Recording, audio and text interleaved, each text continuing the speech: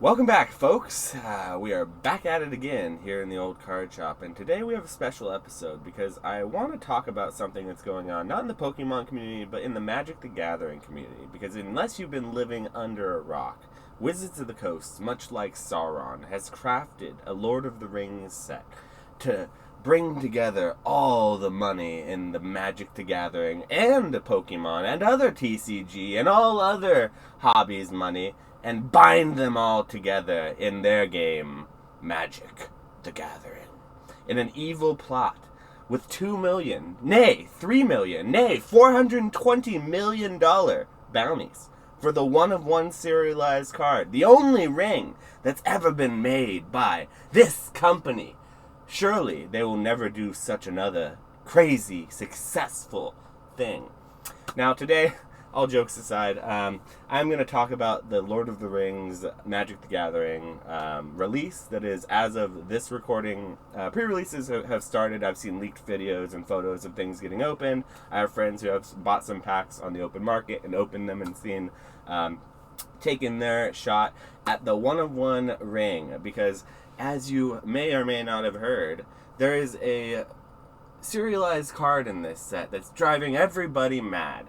And what I wanted to talk about as a Pokemon sort of reseller, flipper, investor, collector, whatever it is you want to brand me, I wear all those hats and more.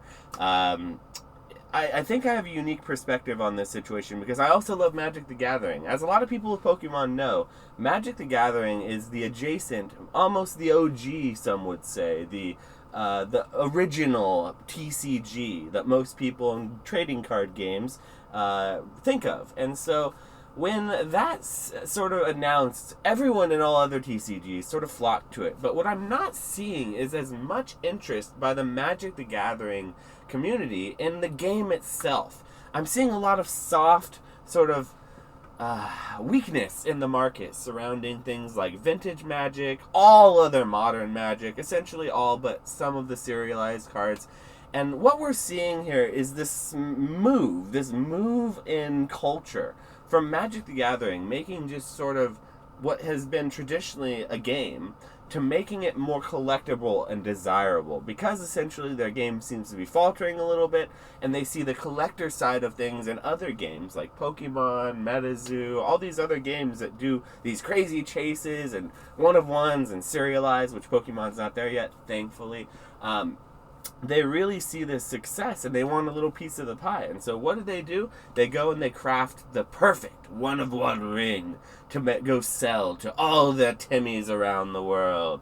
But here's the thing, guys. If you do want to buy your $500 lottery ticket, which that's essentially what it is at this point, if you're not into Magic the Gathering, is it going to be something that, like, after you pull your cards, you don't get the one ring, and you try to sell off what you can, and you realize that nobody's buying modern Magic right now, are you going to go and learn the game and start playing Magic when there are just, quite frankly, better games out there for you to be spending your time and money on?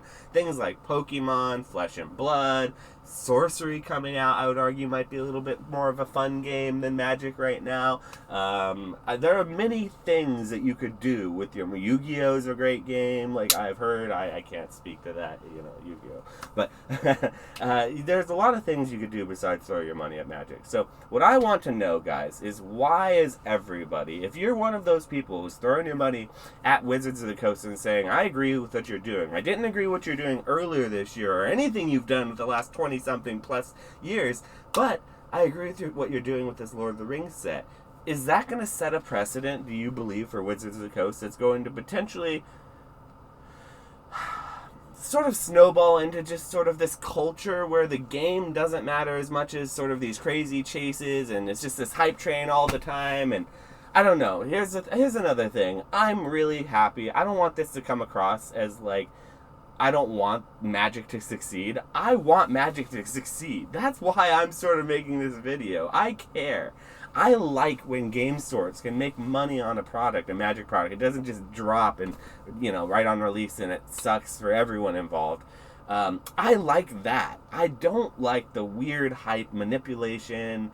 It just feels unnatural. So that's all I'm trying to make this video to say. I hope you enjoyed it. I hope it wasn't too negative. I don't want to pour too much water on this situation. It's not like I, with my small channel, could do that anyway. But in case you're wondering, I just wanted to put it out there. That's my thoughts of the Lord of the Rings set. I hope you guys have a good one. Go touch grass or be a carrot, whatever it is that Rudy says, and have a great day, guys.